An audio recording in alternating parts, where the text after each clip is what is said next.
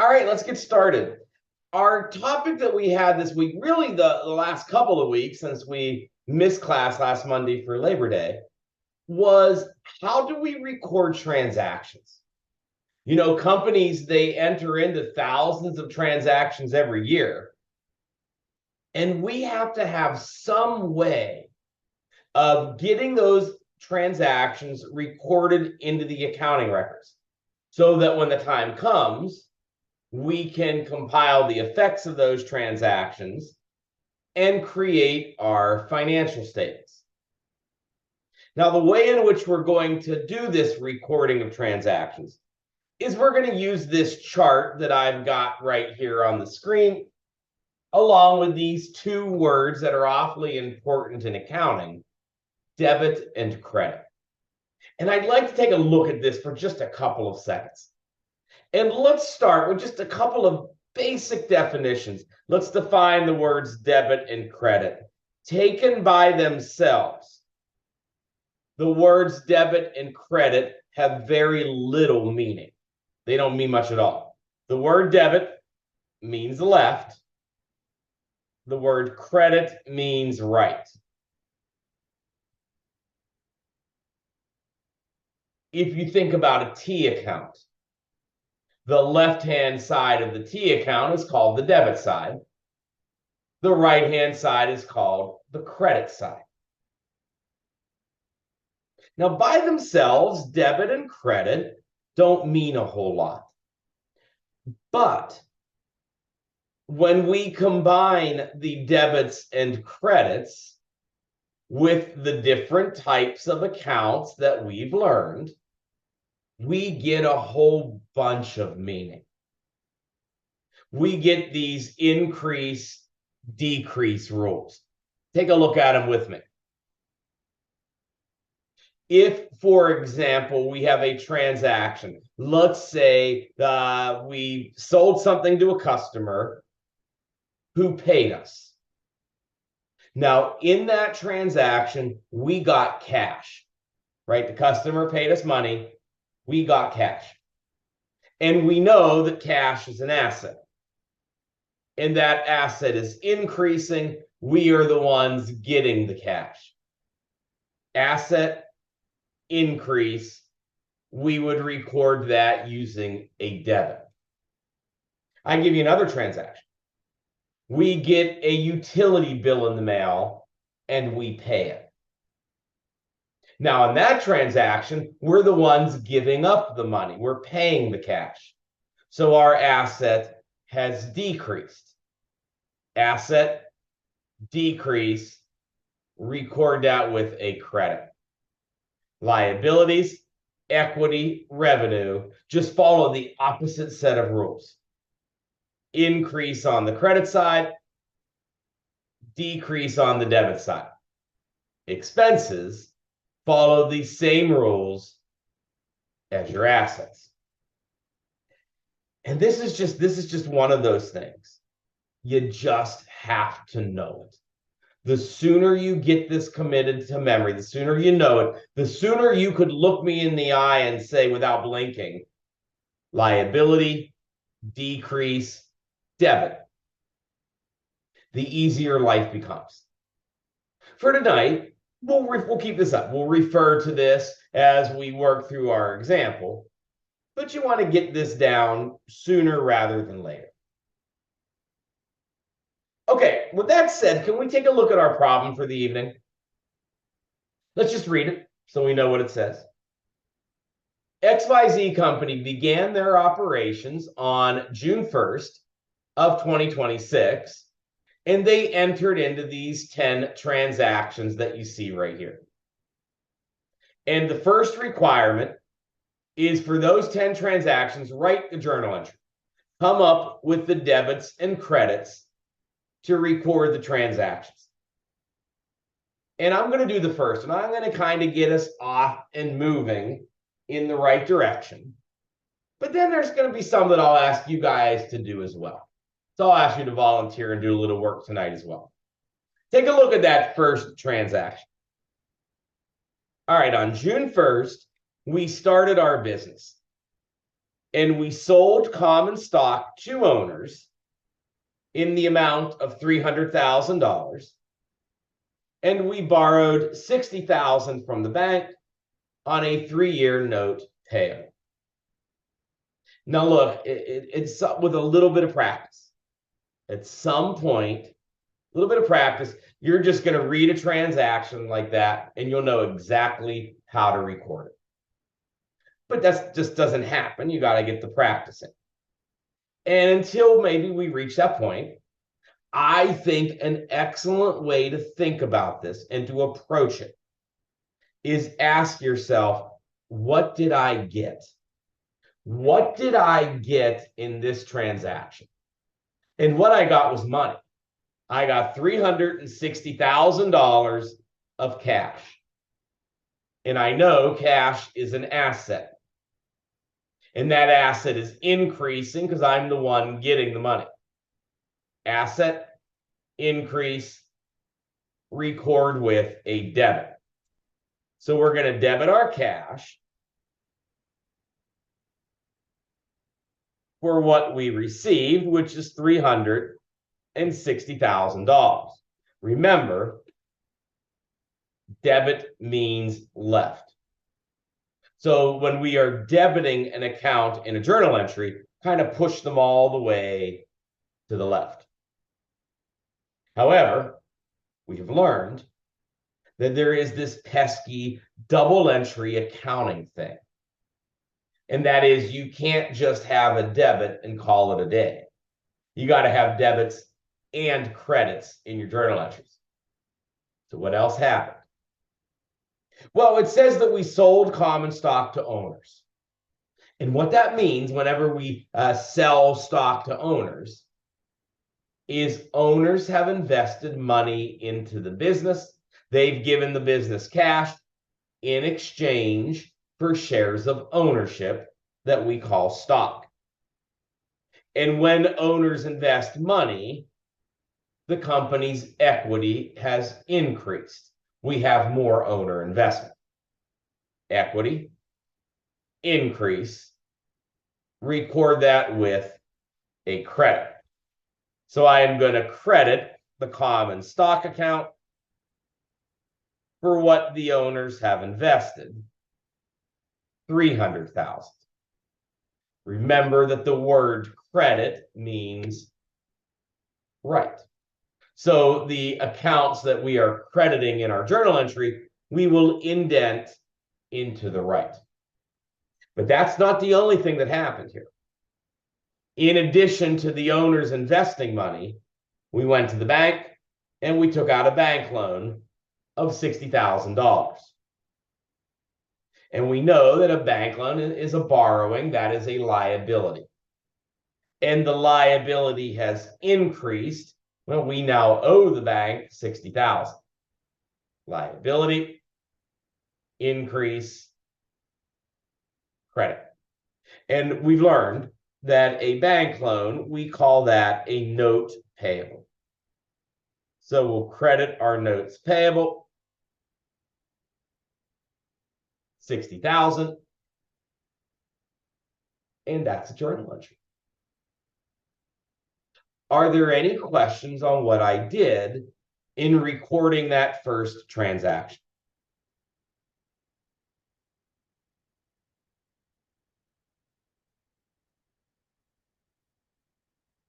All right, well, very good. Take a look at the second transaction. Also on June 1st. It says that we purchased a piece of land. The land cost us $120,000. We paid $90,000 in cash immediately, and we agreed to pay the remaining balance due within the next 90 days. I'd like a volunteer. Would somebody give it a shot? Turn the mic on. All right, Matthew, outstanding. Matthew, tell me, how are you going to record this transaction? So since you are gaining land for $120,000, that's an increase in asset. So that'd be a debit. Excellent. Hey, But Matthew, give me 1 second. Let me get caught up, but that is outstanding. And this is what I want to hear from you guys. What he did was he not only told me the account to debit, but why. Let me repeat what he said. He said, okay, the way we're playing this game is we ask ourselves, what did we get? And in this transaction, we got land. We went out, we purchased some land. The land, as Matthew said, is an asset. It is increasing. We just bought it. Asset increase. Record that with a debit. So we'll debit the land for the cost of the land, $120,000. Matthew, can you continue, please? yeah, so the next part it states that we paid $90,000 in cash upfront, which would be a decrease in the assets, and the remainder 30,000 we put on a accounts payable, which is also a increase in liabilities, I think. I agree. So Matthew, if you excellent, absolutely correct. Just one more quick little thing, if you don't mind. Both a decrease in assets and an increase in liabilities. Record those with a debit or a credit. Those would both be under credit. Great job. That is an outstanding work. Great start to our problem tonight. Here's what he told me. He said, well, all right, we paid, when we bought this land, we paid 90,000 upfront immediately. That would be a decrease to our cash, an asset. So we would record that using a credit. So we'll credit cash for 90,000. The other 30,000 we'll pay later. We've agreed to pay within the next couple of months. So that's a liability, right? We now owe whoever we bought this land from the remaining 30,000. So our liabilities have gone up. We would also record that with a credit. And Matthew, he did this very well. You know, what a lot of students will do, especially after we just did the June 1st transaction, is they would tell me, okay, credit notes payable for 30,000. And they're right in the sense it's a liability. They just chose the wrong liability. A note payable is a bank loan. It is specific to a bank loan. So if we borrow money from the bank, we call it a note payable, and then eventually we'll have to pay interest on that. When you buy something and you agree to pay for it later, that's not a note payable, it's not a bank loan. We call that an account payable. So like Matthew said, we will credit our accounts payable to record that liability of $30,000. All right, outstanding job. Any questions on that second journal entry?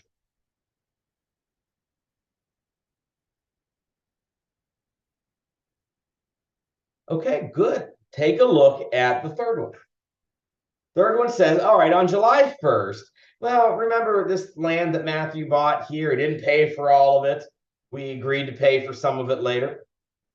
On July 1st, we paid the amount that was owed for the land purchased back on June 1. Do I have a new volunteer to give this entry a shot? Debit and credit. Chloe, excellent. Your microphone's on. Chloe, how are you going to record this? Okay, so we're paying the amount, so we're losing cash. So that's a decrease in assets. And then And Chloe, back up. All that sounds good. Just tell me, would that be a debit or a credit? a credit. Of course. As she said, look, we're paying the cash. We are paying what we owed for the land. That means the cash is going out, asset, decrease, credit. So Chloe, I like it. We'll credit our cash. And we owed 30,000. What account are you going to debit? A liability, What is the name of the liability? accounts payable, And why are you going to debit the accounts payable? because our accounts payable is it's decreasing because we're paying the money off. I couldn't have said it better. Great job, Chloe. You can mute your microphone, but that is absolutely right. We are paying off that liability. So when we pay off a liability, well, we don't owe it anymore. So the liability decreases. Liability, decrease, debit. So we will debit the accounts payable to reduce the liability and credit cash because, well, when you pay off a liability, you don't do it with rocks. You do it with cash. So we gave up $30,000 of cash. Great job. Any questions on the July 1st journal entry?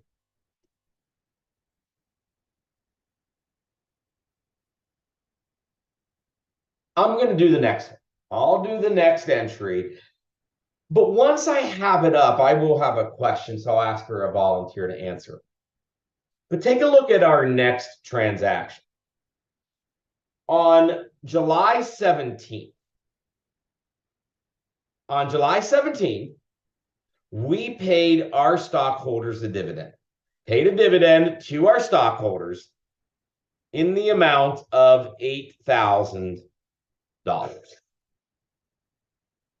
I'm going to start with the easy part of this entry. And the easy part is, well, you know what, we're paying money, right? We paid them $8,000 as a dividend. That means we are giving up cash. And when cash is decreased, well, we know that that is a credit. Asset, decrease, credit. So we're going to credit our cash for what we paid, which is $8,000. The account that you're going to debit, well, it's kind of easy to remember here.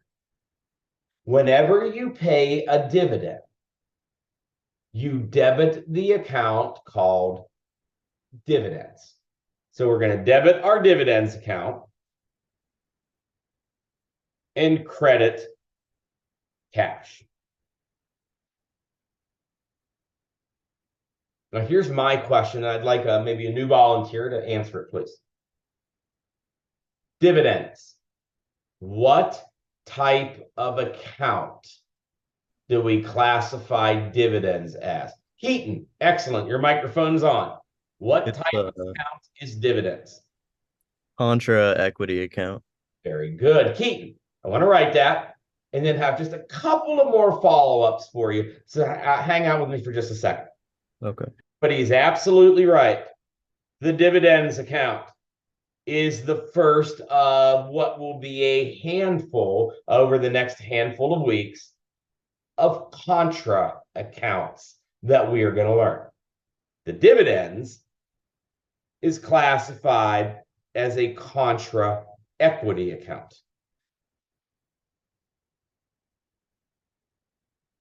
Contra equity account. Keaton, what exactly does it mean to be a contra account? That means that those accounts follow the opposite rules of the regular equity accounts. Good job. I like that. Keaton, come back. I have another quick question. So let me ask it a slightly different way. You're absolutely right. A contra equity account, for example, will follow the opposite set of debit credit rules than regular equity. But Keaton, let me ask you this. And your choices are increase, decrease, or no effect. How does a contra equity account affect your equity? It would decrease. I agree. That's what and Keaton, I have one more question in a minute. Okay. That's what a contra account does. It is an account that has a decreasing effect. So next week, we're going to learn a contra asset account. That account will result in a decrease to our assets. The week after exam 1, we will learn a contra revenue account. That will have the effect of reducing our revenues. Dividends, a contra equity account, results in a decrease to our equity. Results in a decrease to equity. Keaton, here's my last question for you. Can you tell me specifically what component of equity is reduced by dividends? The common stock, right? Oh, I'm going to give you one more chance, Keaton. I don't think it's the common stock. The retained earnings, because that's what's paid to the investors. That sounds like a better answer. Good job, Keaton. Excellent work. You got to mute your microphone. Remember what we learned a couple weeks ago, right? When we learned the financial statements. Beginning retained earnings plus net income minus dividends. Dividends results in a decrease to retained earnings. So maybe we'll put here specifically to retained earnings. It causes a decrease to retained earnings, which is an equity account. Hence, we call dividends a contra equity account. All right, very good. Are there any questions on any of the first 4 transactions that we've done?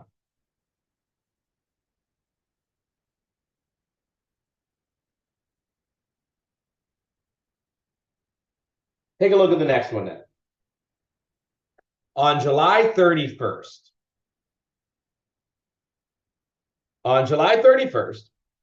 XYZ company earned and received $5,000 of interest on its bank accounts for the month of July.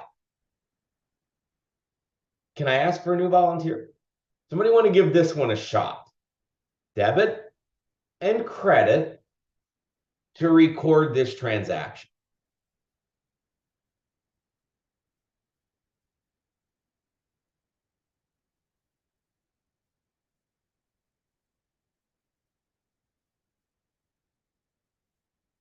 Any takers?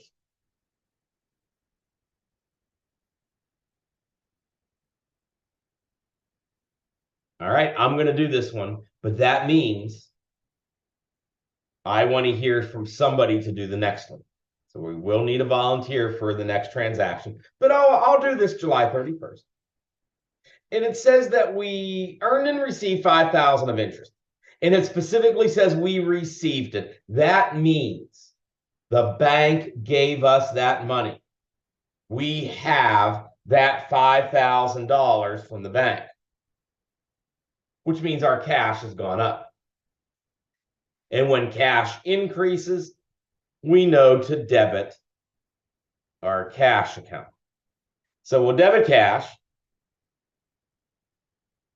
for what we got from the bank. The credit is to interest revenue. And I know, you guys, I want you to look at that transaction. I know that we have a revenue here because of this word, earned. We defined a revenue back when we learned financial statements. We defined it as something that is earned. So as soon as you see the word earned in the transaction, it's basically screaming at you, I'm a revenue. And it says we earned interest. So we have earned interest revenue. Our revenue has increased. We've earned it. Revenue increase, record with a credit. So we'll credit our interest revenue to record the revenue. $5,000. Any questions on July 31st?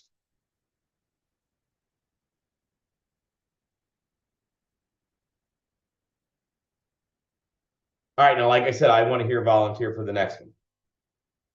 On August 1, oh boy, you guys remember, I think it was Matthew that did this. Back on June 1, when we bought the land. Well, here on August 1st, we sold this land that we had purchased on June 1st for $105,000 cash. All right, give me a new voice. August 1st. All right, Matthew. Matthew, is this a different Matthew than I heard from earlier? No, this is the same one. Same one. Matthew, I appreciate you volunteering. I'd like to see if I can get a new volunteer, though. How about somebody I haven't heard from yet? All right, Casey. Excellent. Casey, your microphone's on. How are you going to record this transaction? So we're selling the property, so we're gaining that 105,000 in cash. So that would be an increase for assets. So it would be a Very debit. good. Let me get caught up, please. But very good. Casey says, well, look, the way that we're playing this game is we ask ourselves, what did I get? And I got $105,000 of cash from the sale of the land. Like Casey said, that is an asset that is increasing. Record that with a debit. So we'll debit our cash for what we received, $105,000. All right, Casey, continue. So we bought the land for 120. So that would be under land, which is also an asset, and we're losing that land, so it would be a credit. Great job. Let me get caught up. All right, we got $105,000 of cash because we sold that land. We don't own the land anymore. It is gone. It's no longer our asset. So that asset is being decreased. Asset, decrease. Record that with a credit. So we're going to credit our land to reduce the land. And boy, he did this really well. Resist the temptation of crediting the land for $105,000. That's wrong. As Casey said, when we bought the land, it was recorded at 120. It is on the books at 120,000, which means when the land is sold and we take it off the books, then it's got to come off the books at the same amount it went on at, 120,000. So we will credit our land, 120,000. Casey, great job. But now we've kind of run into an issue, right? We have debits of 105 and credits of 120. The entry is not in balance. What else do you need in this journal entry? So since we got money from an asset that was not from our inventory, and the money is less than what we received back, it would be a loss of 15,000. Well, that is a great job. Well said. Stay with me. Casey, I have a few more questions. But here's what he told us, and what he told us is something worth remembering. Whenever you sell an asset other than your inventory, inventory is treated differently And in a couple of transactions, we will see how to record the sale of inventory. But whenever you sell an asset other than inventory, such as land, for an amount that is less than what you paid to buy it, in that case, we are going to record a loss on the sale. We'll have a loss on sale of land. And just like he said, in this case, that would be a $15,000 loss. Casey, great job. A couple of more just quick questions, please. Can you tell me what type of account is a loss? We'll say an expense. I'm going to agree. That sounds like a good answer. Even though it does not say expense in its name, a loss, and I think this is worth us making note of, a loss is an example of an expense account. Casey, next question. How would this have been different? What would you have done if you sold the land for more than its cost? Let's say you sold it for $125,000. In that case, what would you have recorded? It would have been a gain from sale of land, and it would have been 5,000. Agreed. It would have been a gain on the sale of the land. In my example, 5,000. And just one last question. What type of account would you classify a gain as? Revenue account. Great job. Well done. That is outstanding. You can mute your microphone. If you sell an asset other than inventory for less than what you paid to buy it, like we did here, you would record a loss on the sale, and the loss is an expense. If, however, you sold an asset for more than what you paid to buy it, in that case, you would record a gain on the sale, and the gain is an example of a revenue account. All right, Casey, great job. I thought that was a little bit trickier than the ones we'd seen up to this point. That's a really good one. Any questions from any of you guys on August 1st?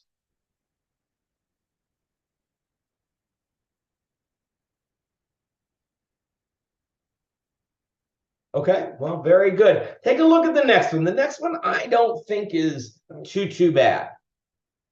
On August 18th, we purchased inventory that cost $40,000.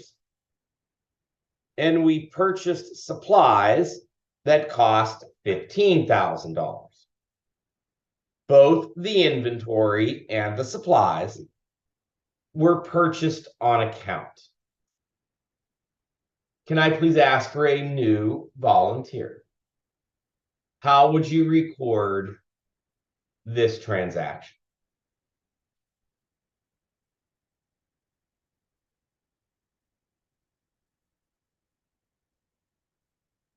So I don't think this one's too bad.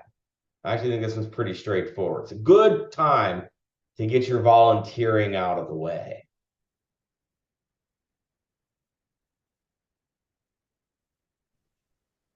All right, Grant, excellent. Your microphone's on. Grant, how are you going to record this transaction? The inventory and supplies are both assets that are decreasing, so they'll both go under credit. Let's back up 1 second. Now, I agree that the inventory and the supplies are both assets, 100%. Grant, why did you say they're decreasing? Because we're paying the money. But we're gaining inventory and gaining assets, so I guess it would be increasing. I think that's not a better answer, right? Yeah. We are buying the inventory and the supplies. We now own those assets. So Grant, just so we're all on the same page, would that be a debit or a credit to the asset accounts? That'd be a debit. Absolutely. We now own inventory. We now own supplies. We went out and bought them. Asset, increase, debit. So we are going to debit the inventory for 40,000 and debit the supplies for 15,000.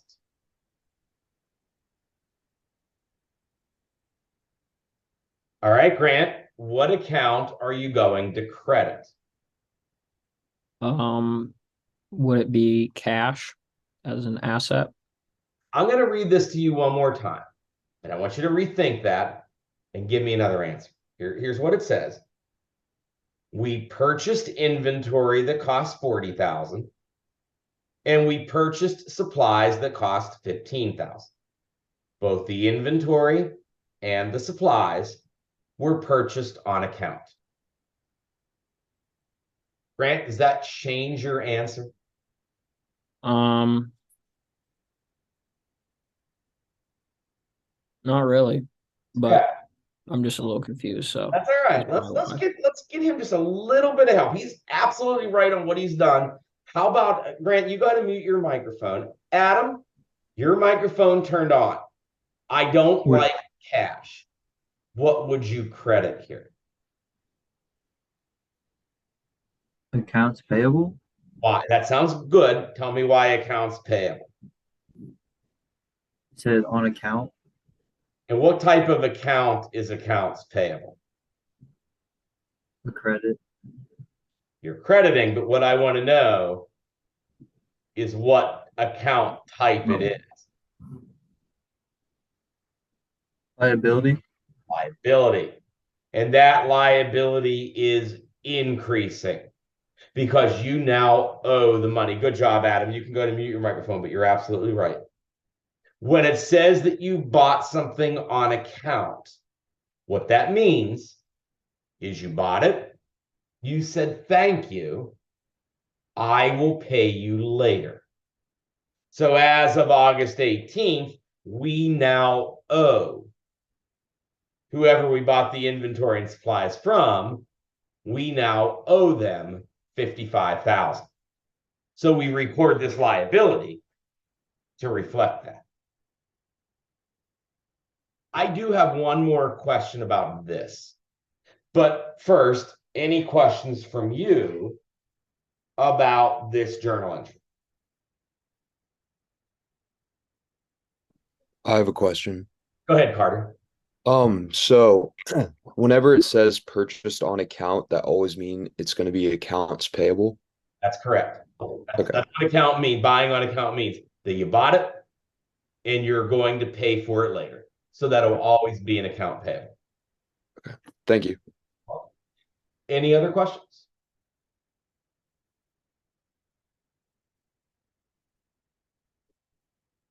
All right. I have one more about this. Now, Grant, he told us that inventory and supplies were assets. And I agree. He's absolutely right. Can somebody be a little more specific? What type of asset are inventory and supplies? Christopher? The current assets. Very good. Stay with me. I have another question. Both inventory and supplies are current assets. And we have learned 1, 2, 3, 4 current assets. 2 of them are inventory and supplies. Christopher, are you able to tell me what are the other 2 current assets?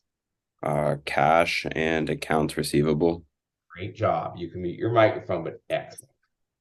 That's an important thing to remember. You know, a couple of weeks ago, right, when we were doing financial statements, we did a problem. And I said, I guarantee you on quiz 1, there's going to be a question. Hey, here's a list of accounts.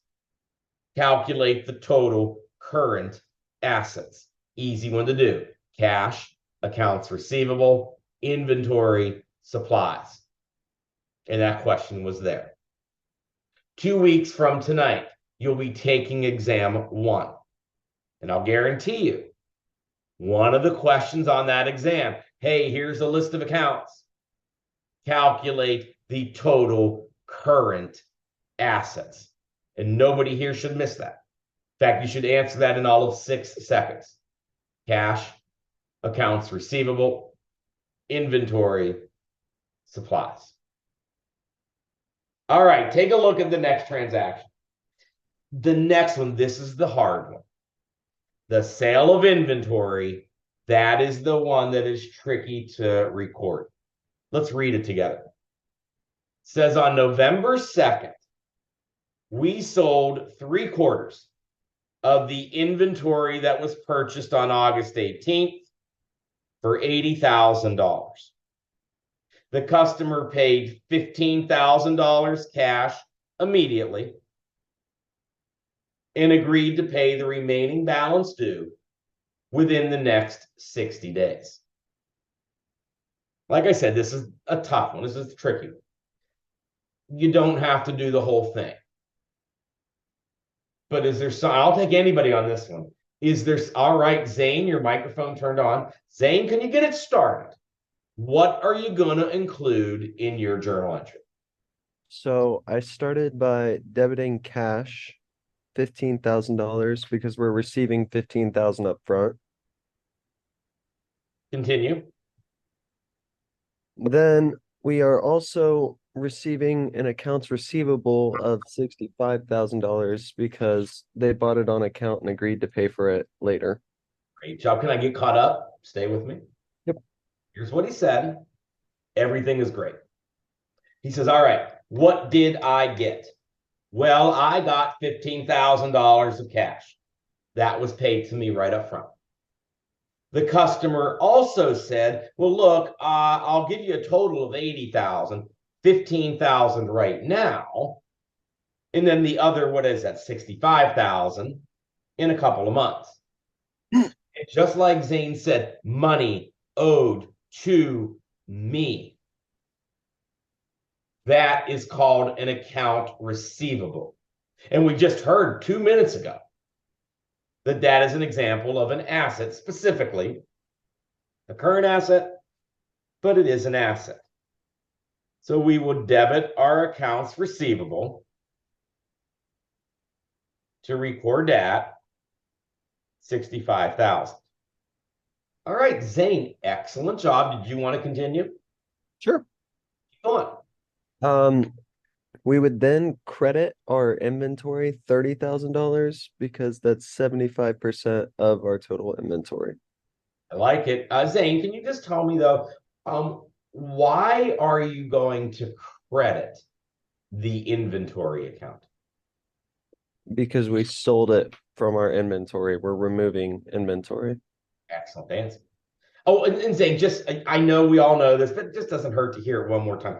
Inventory is what type of account? It is an equity. I'm going to ask you to rethink that. I'll bring that back. Inventory. Oh, wait, it's an asset. That sounds like better. Oops, that sounds like better answer. The inventory is an asset. Again, specifically a current asset. And like Zane said, we sold this inventory. We no longer own the inventory. It's gone. So we have to decrease the asset. Asset, decrease, credit. And he gave me the right amount. Absolutely correct. Look at what it says. We sold 3/4 of the inventory purchased on August 18th. And on August 18th, we purchased 40,000 of inventory. We have now sold 3/4 of that, or 30,000. That is what needs to be reduced from our balance sheet. Let me take the 40,000 that we had purchased times 3/4. All right, Zane, I'll give you the first crack at it. Did you want to continue? No, I'm good. Thank you. All right, very good. Excellent job in getting us to this point. But we're not done. Would anybody else like to give it a shot to finish up the entry?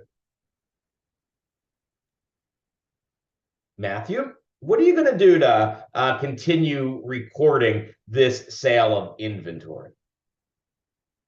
You would need to debit the cost of goods sold as an expense. Agreed. And let's get to that one in a moment. And then what else would you have in your entry?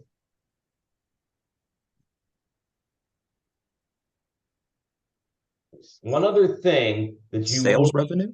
There you go. Matthew, stay with me, please. Here is the big difference between recording the sale of inventory and recording the sale of any other asset. For any other asset, if we sell it for less than its cost, we simply record a loss for the difference. If we sell it for more than its cost, we record a gain for the difference. But when they have the sale of inventory, there are no gains or losses that are recorded. Rather, we are going to record two final things. One is the revenue that we have earned. That would be our sales revenue. Whenever you sell inventory, you earn sales revenue. And the trick is that the sales revenue you earn is recorded at the total selling price of your inventory.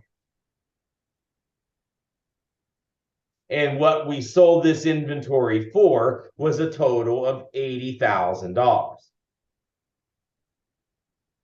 So we would have sales revenue of $80,000. But right now, you notice 80,000 of debits, 110,000 of credits. The journal entry doesn't balance. Matthew, now, and you've told me once, I'm just going to ask to hear it again. Now tell me, what else needs to be in this journal entry? We would put cost of goods sold under the debit section at $30,000. And you told me the cost of goods sold is what type of account? It is an expense. Great job. I've got one more question, Matthew, so stay with me. Whenever you sell your inventory, you're going to record the revenue, sales revenue, at the total selling price, and you're going to record an expense called cost of goods sold at how much the inventory cost you when you bought it. A little trick of the trade. The debit to cost of goods sold and the credit to the inventory are always the same amount. What you are doing is transferring this amount out of the asset account that you no longer own, and you're calling it now an expense, cost of goods sold. Matthew, come back. I have one question for you, and then I'll open it up to the class if you guys have any questions. But Matthew, look at the entry. And we recorded sales revenue of 80,000. And we recorded cost of goods sold of 30,000. 80,000 minus 30,000 is 50,000. What would you call, what would be the name that we would give to that $50,000? That would be the net income. Matthew, I don't want to agree with that. You'll see why in a second. Got to mute your microphone. Somebody else jump in real quick. What would we call the $50,000? The difference between sales revenue, cost of goods sold. Abby, what would we call that? Gross income. I'll take that. I think what we would been calling is gross profit, but I would take the gross income. It's the same thing. That's what gross profit is. It is the profit we've earned simply from selling our inventory. We sold it for 80, it cost us 30. We have a gross profit of 50. Then Matthew, to get to your net income, you would add in all other revenues and subtract out all other expenses. Okay, let me open it up to you guys with any questions. This one's tough. If you can handle this one, then honestly, all of these other entries are probably pretty easy for you. Any questions on the November 2nd journal entry?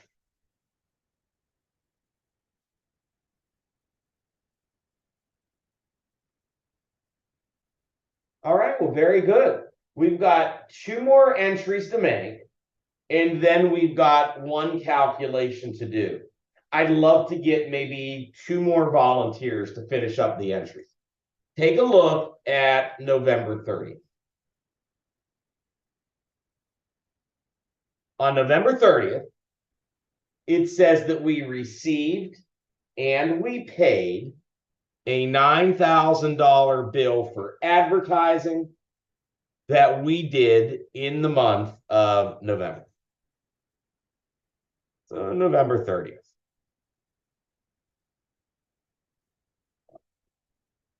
I have a volunteer. Somebody want to give this entry a shot?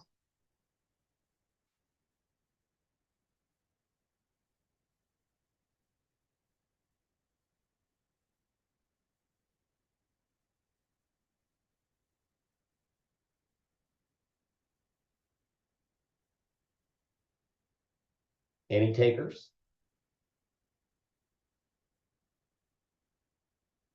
All right, once again, I'll do this one. But that means I want to hear a new volunteer for the last one. So I want somebody else to handle the final entry. I'll take this one. On November 30th, we received and paid a $9,000 bill for advertising that we did in the month of November. And what we need to recognize is that advertising is a cost of running our business. That is an expense. We have to record the expense that has been incurred. So the expense needs to be increased. We need to put it onto the books. Expense, increase, debit.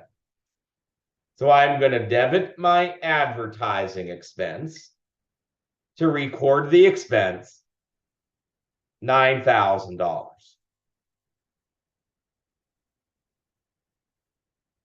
So we've got that bill, so that was the expense, and it says that we paid it, right? We received it and we paid the money, which means since we paid the money, we are going to credit our cash for $9,000. Any questions on the November 30th journal entry?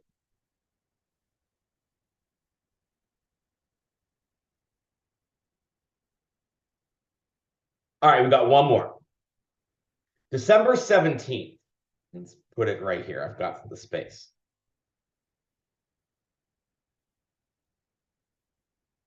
On December 17th, oh boy, you guys remember this, right? What we just did a few minutes ago. When we sold the inventory, the customer didn't pay all of it up front.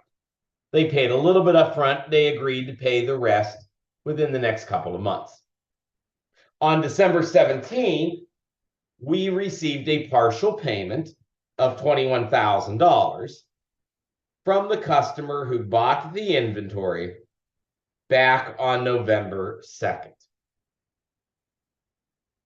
Can I ask for one final volunteer? We've done a pretty good job tonight volunteering, so that's good. Give me one more. Debit and credit. All right, Christopher, excellent. Your microphone's on.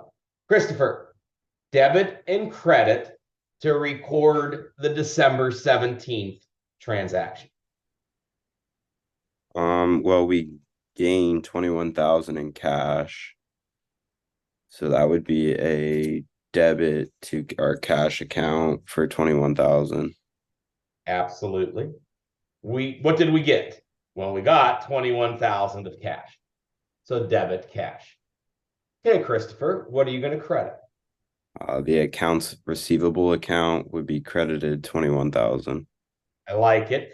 Christopher, if you don't mind, can you just tell me why is it you want to credit the accounts receivable account? Because that's like less money that they owe us. Like they paid that part off, so it's no longer, they don't owe it to us anymore. I think that's a great answer. Christopher, well said. Can I ask you just one more quick question, please? Accounts receivable is what type of account? It's an asset, a current asset. An asset, specifically a current asset. Christopher, great job. You can mute your microphone. Here's what has happened. That customer back on November 2nd owed us $65,000. On December 17th, they paid some of that. And like Christopher said, my goodness, the accounts receivable represents the money that's owed to me. So when they pay me that money, they don't owe it to me anymore, which means our accounts receivable has to be reduced to reflect the fact that this $21,000 has been paid and is no longer owed. Great job. I think you guys did a very good job actually tonight with the journal entries. Before we tackle the second requirement, are there any questions on any of the work that we have done together?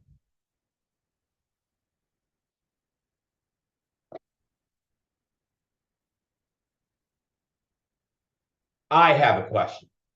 And I would like to ask, let's see here, Bryce Somerville.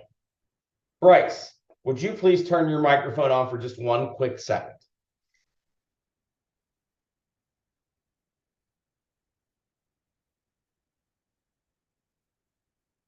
Bryce, are you with us?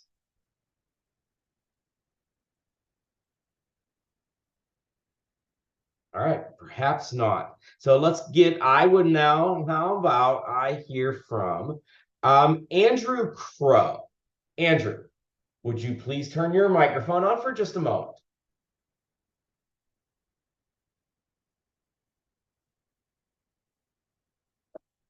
Oh dear, I'm not batting very well. Maybe Bryce and Andrew have stepped away from their computers for a moment. Let's see. How about I give this one more try? How about Caleb Burns? Caleb, are you present? Yep. All right, Caleb, excellent. I got a question for you, Caleb. Yep. One that I think is pretty easy.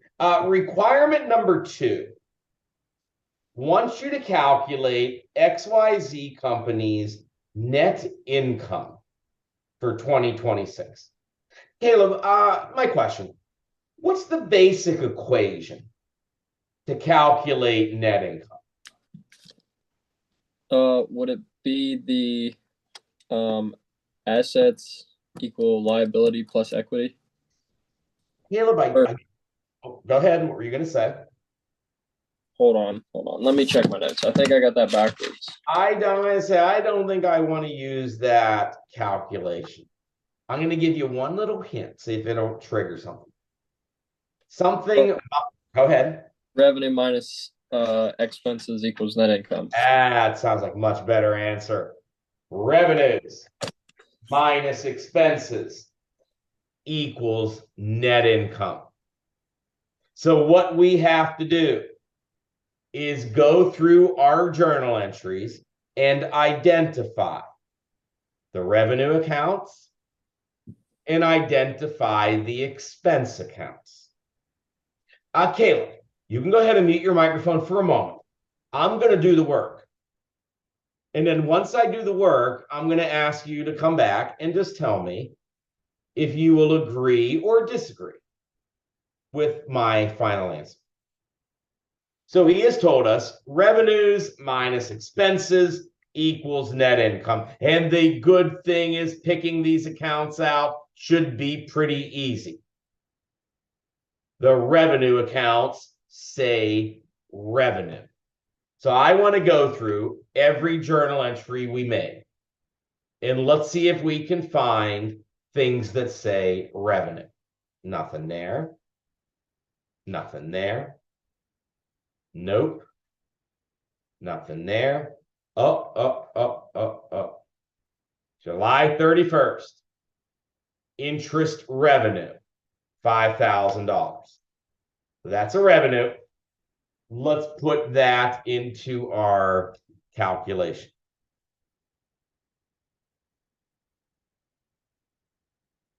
Let's go through the rest of the entries, see if there are any other revenues. Nothing. Nothing. Oh, but look here. November 2nd, sales revenue, $80,000. So we want to include that as well.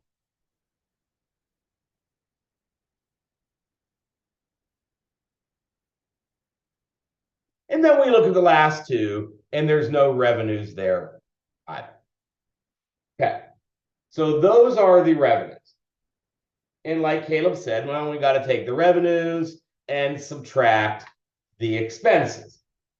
And I say, well, that's not going to be so bad either, because to identify an expense account, well, they say expense.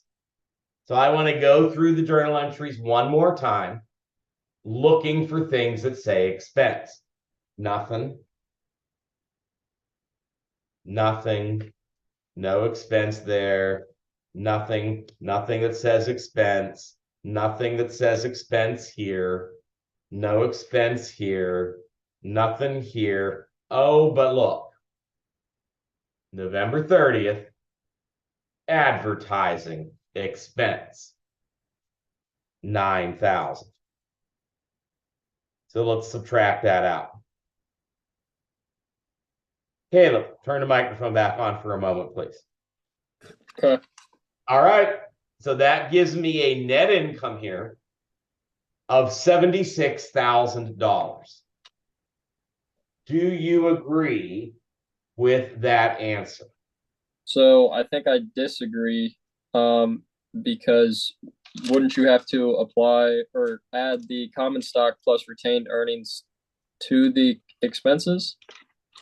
No, Caleb, Okay. I don't disagree that I'm wrong. I'm not right. But I don't like what you've told. I'll tell you why in a second, but I don't think that's quite right. You can go ahead and mute your microphone. Can somebody jump in? And maybe first of all, Carter, your mic turned on. Carter, before you tell me what I didn't include here, let's answer what Caleb said. He said we should include the common stock and retained earnings as part of our expenses. I didn't like that. Common stock and retained earnings aren't expenses. What type of accounts are they? Common stock and retained earnings. Are they accounts payable?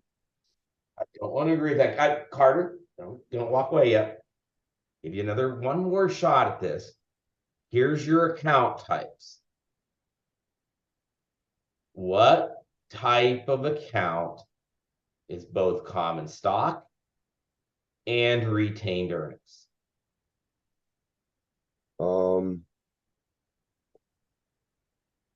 They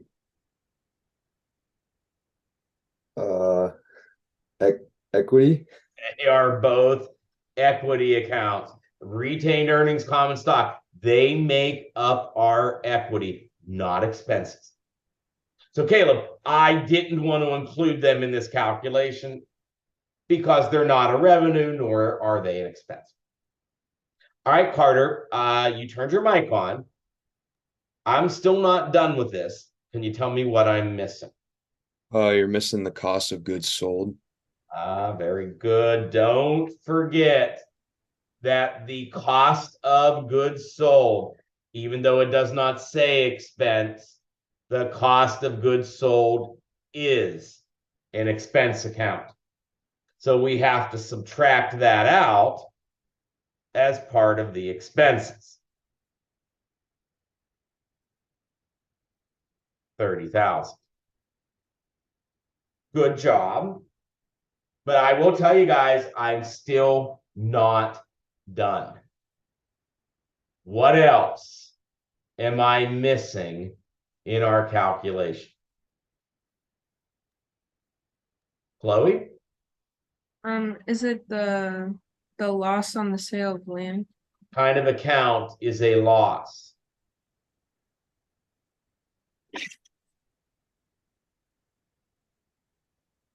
An expense? There you go. You guys see it right here, right? Good job, Chloe. We see it right here that a loss, even though it doesn't say expense, we've identified it as an expense account, which means we also have to subtract the loss on sale of land, which was 15,000. Revenues minus expenses equals our net income. And we have a net income here of $31,000. Any final questions on the problem that we covered together this evening?